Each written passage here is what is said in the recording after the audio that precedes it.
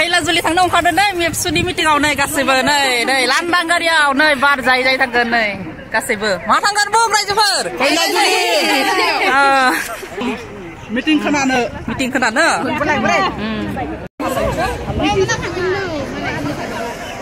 गेजेराव फै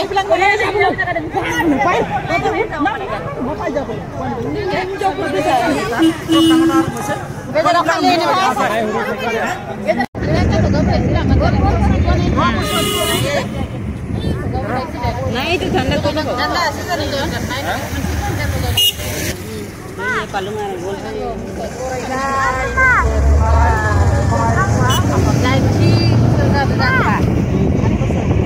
नै मोनफैबाय दे जों मिटिं जानाय जायगायावहा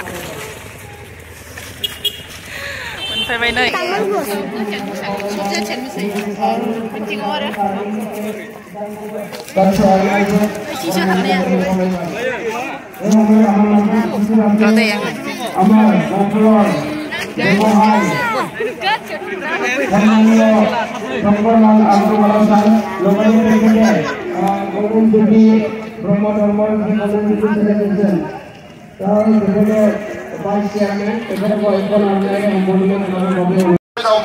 mobile gैयामोन दिनै mobile फैबाय कम्पिउटार फैबाय 3G 4G 5G जाफैबाय बेंकआव थाङोबा कम्पिउटार नङाबा जाला हस्पिटालाव थाङोबा कम्पिउटार नङाबा जाला गासैबो जिनिसखौ दिनै मुलुगाव साइन्स टेक्न'लजिया साग्लोबजोबनानै लाबाय आरो बे समाव आगोलाव मानसिया सासेया गावनि सागानखौ होनो रोङोबा सिगनेचारखौ बेखौ लेखा गोरों होनोमोन नाथाय दायो सागान होनाय एबा सिगनेचार होनायल' नङा बे सासे मानसिया कम्पिउटारबो गोरों जानांगोन अब्लासो बेखौ लेखा गोरों होनगोन दा ओंखायनो बे मुगायाव थांना थानो थाखाय जोङो आरोबाव गोख्रोंनिफ्राय गोख्रों गोब्राबनिफ्राय गोब्राब खामानि मावनांगोन गेना गोरोन्थि गोनां साननाय हनायजों जों मालाबाबो दावगालांनो हानाय नङा उन्दै उन्दै सिन्था लाबाय थायोब्ला जोंनि हारिया मालाबाबो जौगालांनो हानाय नङा जोंनि थांखियाबो गिदिर जानांगोन बे 21st सेन्चुरियाव मुलुगनि मानसिया जेरैबायदि दावगालांदों जोंबो बेबायदिनो दावगालांनांगोन दा ओंखायनो मानगोनां रायजोफोर दिनैनि समाव जोंनि बिश्वनाथ हिसाबै जिखिनि जेंना दङ गुबै जेंनायानो हानि जेंनामोन जोंनि मेक्सिमाम रायजो जाना थानाय जोंनि बर' फिसाफोरनि हा हुआ फरेस्ट ओनसोलावमोन आरो बेवहाय फरेस्ट राइटखौ मोनाखैमोन जोङो सरकार दानायनि उनाव लोगोसे दुलाराय बर' फरायसा आफादनि नाजानायाव बे बोसोरनै बोसोरथामावनो प्राय 9,500 जोंनि न'खरफ्रा हानि मोनथायखौ मोनबाय आरो बिश्वनाथ जिल्ला हिसाबै आंनो फोरमायनाय बादिब्ला मात्र 17,000 बाखि दङ 17,000 बाखि दंबावो बेखौबो आङो सानब्रै सिगाङावल' आसामनि चिफ सेक्रेटारिजों रायलायदों आरो बिथांखौ बुंदों बिश्वनाथनि डिसिजन रायलायनानै बे 17,000 जि हानि मोननाय दङ मोननांगौ दङ बेखौ थाबैनो होनांगौ होननानै रायलायदों आरो बिथांमोनाबो खोथा होदों दा बेखौ जों आं मिजिंथिदों खम समनि गेजेरावनो बे 17,000 हाखौबो जोङो मोननो हागोन अब्ला जोंहा 100% हानि जेंनाया जोबगोन फरायसालिनि जेंना दङ गोदो गोबाव समनिफ्रायनो जोंखौ नासयबोबाय जोंखौ थगायबोबाय सरकारनि मानसिफ्रा बै समनि सरकारनि मानसिफ्रा जेरैबायदि जोंनि सोलोंथाइखौ जोथोन लानांगौमोन बेबायदि सोलोंथाइखौ जोथोन लानाखै दा बेवहाय हाई स्कुल दङ आरो लोगोसे भेन्सार स्कुलफ्रा माखासे दङ दा बे भेन्सार स्कुलखौ प्रभिन्सियलाइज खालामनो थाखाय अलरेडि दुलाराय बर' फरायसा आफाद आरो बर' थुनलाइ आफादा बिटिसिनि बाहेरनिखौ लिस्ट खालामदों आरो बिटिसिनि सिंनिखौ बिटिआरनि सिंनिखौ जोङो लिस्ट बानायदों दा बे हिसाबै जिहेतु बिटिआर गोरोबथानि 6.3 नाम्बार दफायाव दंखायो बेखौ लानानै जोङो गंजी कलेजबो प्रभिन्सियलाइज खालामनाय जाबाय आरो बे गासै स्कुल कलेज हायर सेकेन्डारि गासैनिबो लिस्टखौबो खालामनाय जाबाय आं मिजिंथिदों जे फैगौ 6 दाननि गेजेराव बे फरायसालिफोरखौ प्रभिन्सियलाइज खालामनो हागोन होननानै आङो मिजिंथिदों दा मानगोनां रायजोफोर बे सनितपुर बिश्वनाथनि माखासे गामिया अलरेडि जोंनि बिटिआरआव हाबबाय बाकी थालांनाय गामिफोरखौबो सोनो थाखाय जोङो खामानि मावगासिनो दङ नाथाय नोंथांमोनाबो गोसोआव दङ मोनसे समाव जेब्ला बबेबा मोनसे खामानिखौ बोलोजों एबा जोङो माखासे खम समनि गेजेरावनो जोबोद हारिफ्ले खामानि मावनो थांदोंमोन बै समाव माखासे गोरोन्थिफ्रा जायो आरो जोंहा मोनसे साननाय दङ जिहेतु सनितपुर दा आथिखालनि बिश्वनाथ जिल्लायाव मोनसे समाव गहपुराव गोबां मासाकार जालांदों मानसि थैनाय बुथारग्लुंनाय मोनसे थासारि जालांदों दिनैनि समाव गासैबो हारिया गावबा गावनि हारिखौ लानानै सांग्रां नंखायनो जोङो मोनफ्रोमबो हारिजों बड'लेण्डआव दायो मोजां सोमोन्दो दादों दुलाराय बर' फरायसा आफादाबो सिसि बिटिआर होननानै आफाद लानानै जेसेबां हारिनि फरायसा आफाद माहारि आफाद दङ बिथांमोना मोजाङै सामलायगासिनो दङ जों बिटिआर सरकाराबो गोरखाफोरजोंनो जा राजबंशीफोरजोंनो जा आदिवासीजोंनो जा जेसेबां हारिफोर दङ बयजोंबो जोङो मोजां सोमोन्दो दादों जाहाथे जोंनि नैबे ओनसोलाव जिखिनि गामि सोनांगौ दङ बे गामिखौ जेला सोनाय खामानिया सोलिबाय थादों बेवहाय जाहाथे रावबो हेंथा होआ बेनि थाखाय जों खामानिखौ मावदों जोङो बोलोजों सानसे साननैयावनो खामानिखौ मावनो सानाखै मानोना बोलोजों मावनाय खामानिया मालाबा बेवहाय गाज्रि थासारिनिबो मोगा-मोगि जानो गोनां जायो ओरैनो दासिम जोंहा सोमावसारनायाव 5,000सो बर' फिसाया थैलांखांबाय आगोलाव गोबाङानो हास्रि बिस्रि माने गावनि जिउखौ अबथिरा जिउ गारनांबाय आरो दायो बेबायदि थासारिया दा फैथों जोङो बर' हारिया मोनसे गोजोन हास्थायग्रा हारि डिसिप्लिनाव सोलिग्रा हारि बेखौनो मुलुगनि मानसिनो जोङो दिन्थिनो सानदों दिनै नोंथांमोना गोजोननाय मोनगोन आंबो सासे सोमावसारगिरि हिसाबै दिनै गोजोननाय मोनदों जे सा सानजा भारतआव जेसेबां रायजो दङ गासै 8 रायजो दङ नर्थ इस्ट रिजनाव बे 8 रायजोफोरनि गेजेराव सुबुं अनजिमा आरो एरियाखौ नायोब्ला गोजौआव 2 रायजो थायो जाय जोंनिख्रुइ देरसिन बाकी गाहायाव थानाय जे 6 रायजो बिसोरो सुबुं अनजिमा आरो एरियायावबो जोंनिख्रुइ फिसासिन दा नंखायनो दिनै नङा गाबोन जोंनि सिमाङा मोगथां जागोन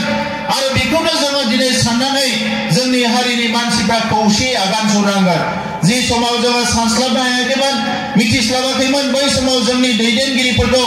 जोंनि आफादफोरखौ गावस्रा होनानै गावजों गाव गावलायहोबाय बुथारलायहोबाय जोबोद गाज्रि थासारि मोनसे बारलांबाय दिनैनि समाव जोङो बयबो बुजिबाय नंखायनो दिनै हारिया खौसे जानांगोन राजखान्थि फारसेबो खौसे जानांगोन समाजखान्थि फारसेबो खौसे जानांगोन गासैबो बिथिङाव खौसे जानांगोन अब्लासो जों देरहासार जानो हागोन दा नंखायनो दिनै सनितपुर आरो बिश्वनाथ एबा बे बाहेरनि जे माखासे जिल्लाफोर दङ बे जिल्लाफोरनि मानसिफ्राबो दिनै खौसे थानांगोन आरो जायखिना बिटिसिआव हाबबाय बेखिनाबो खौसे थानांगोन जोङो नाजादों गहपुराव मोनसे गेस्ट हाउस लुनो थाखाय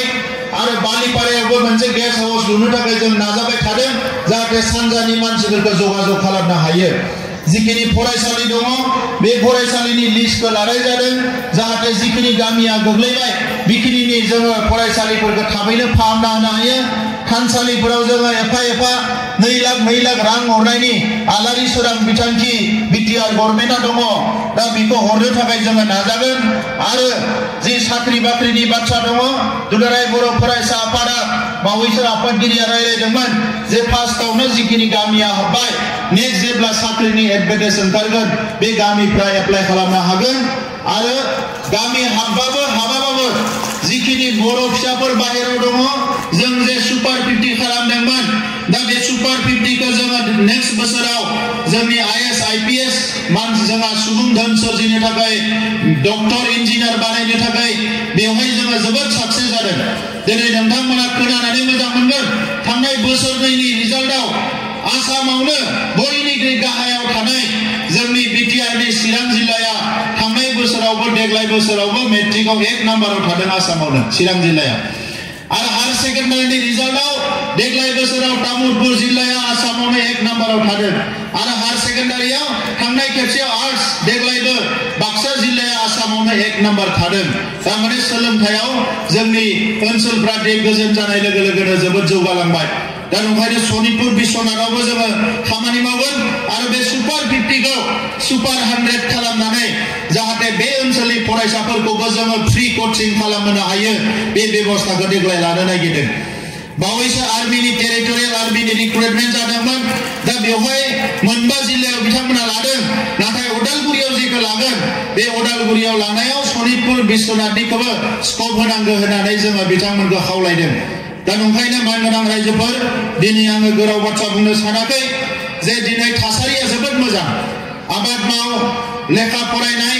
धोरोम सिबिनाय समाज सिबिनाय जि बिथिङावनो खामानि मावा मानो थासारिया जोबोद मोजां नाथाय जोंनि मानसिफ्रासो आन्दायनाङा फरायसा आफाद दङ थुनलाइ आफाद दङ गामि ओनसोलाव जायफोर रायजो जानानै दङ साफा सानै लेखा गोरों मानसिफोर फोरोंगिरिफोर गामिनि दैदेनगिरिफोर ज' जानानै मोनफ्रोमबो गामिखौ साबदा हामना खालामनांगौ जौ लोंनायखौ एसे खमायनांगौ जथेस्थ खमायबाय दायो गेलेनाय बिथिङाव हारिमु बिथिङाव गोसो होनांगौ आरो बे गासैबो हारिनि जातीयताबाद होननानै जेखौ बुङो माहारिबाद बिनि सान्थौ सानस्रिखौ जोङो बुजिनो नाजानांगौ समाज जेसेबांनो थांथों समाज जेसेबांनो बारलांथों जोङो जेसेबांनो आवगायलांथों नाथाय हारिनि सान्थौ सानस्रि गावनि राव थुनलाइ हारिमुखौ जाहाथे रावबो बावलाङा आरो दिनै सोमावसारनायाव जोंनि हारियानो जे चेम्पियन बेखौ बयबो मिथिबाय मानोना गुबुन हारिया 30 बोसोरनि सिगाङाव एकर्ड खालामनानै दाबो इमप्लिमेन्ट खालामनो हायाखै आरो जोंनि हारिया 30 बोसोराव खेबथाम एकर्ड खालामबाय दा गाबोन समफोर जुदि मायबा बेबायदि सोमावसारनायनि थासारि फैयोबा भारत सरकारखौ आसाम सरकारखौ माबा नारसिनो गोनां जायोबा बेवहाय जोंनि हारिया मालाबाबो फासयनानै थानाय नङा आरो दिनै जोङो राजखान्थियाव फैदोंब्लाबो हारिनि बाथ्राखौ बावनानै हारिनि जेंनाखौ बावनानै हारिनि गांनाय उखैनायखौ बावनानै कुनु दिन राजखान्थि खालामनाय नङा सानसेयावनो दरकार जायोबा थांखि लानो हागोन आरो हारिनि थाखाय जोङो सोमावसारनो हागोन दा बेनिखायनो बयबो खौसेयै था मोजाङै था आरो लेखाफोरखौ मोजाङै फरायहो फरायसाफोरा लाइमोनफोरानो जोंनि सुबुं धोन बिसोरखौ जोङो बयबो जोथोन लानांगोन दुलाराय बर' फरायसा आफाद सनितपुर बिश्वनाथ जमोन दिनै मोननै जाबाय बेवहाय जोंहा जोबोद डेडिकेटेड माखासे सेंग्राफोर दङ जायफोर थांनाय 15 बोसोरसोआव आं लोगो मोनबोदों आरो बिसोरो जोबोद सिनसियारलि खामानिखौ मावो दा ओंखायनो जाहाथे खौसेयै जों फैबाय थानाय समाव गोनो गोथो जानो नाङा गामि सोनाय सोयैखौ लानानै रावबो गोनो गोथो जानो नाङा बेवहाय जोंनि दैदेनगिरिफ्रा जों बयबो जोबोद सांग्रां खालि समखौल' जोङो एसे लासै लासै मावलांबाय थादों मानोना जों गोसायै खारबा गुबुन हारियाबो गोसायै खारगोन आरो बिथांमोना गोबाङानो जोंनि मोजांखौ हास्थाया नंखायनो बिथांमोनखौबो बेलेन्सआव दोननानैसो जोंनि माने मा होनो जोंनि आगानखौ जों सुरलांनांगोन बयनिसिमबो साबायखर बावबाय दुलाराय बर' फरायसा आफादनि थांखिफ्रा जाफुंसार जाथों आरो बयनिसिमबो आंनि अननाय सिबिनायखौ बावनानै आंनि बुंनायखौ बेवहायनो फोजोबबाय गोजोन्थों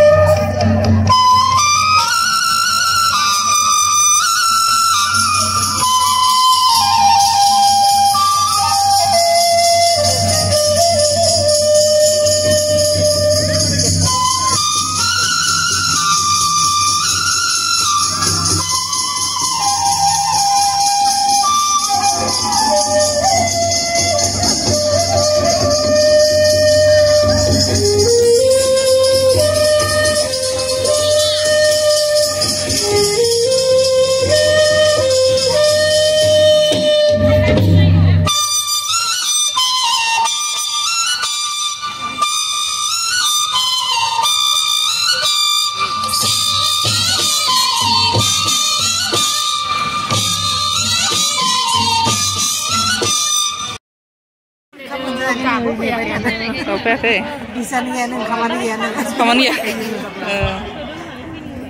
मेल्ला मानसि ना गय बारि न गय बारियाव गोजान बायदिसो गासैबो नेगासिनो दं नै ओंखाम जानो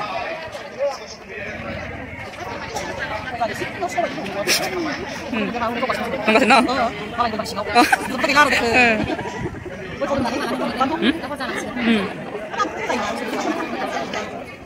पार्टिफ्रा नै गासिबो आरो सानैफोर ओइथिं खौसे फैदोंना फैयाखैलै मानसिफोरालाय फैलै नेनानैबो मोनजाला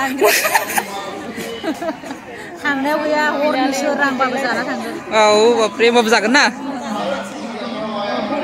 होमबाबो जाना थांगोन औ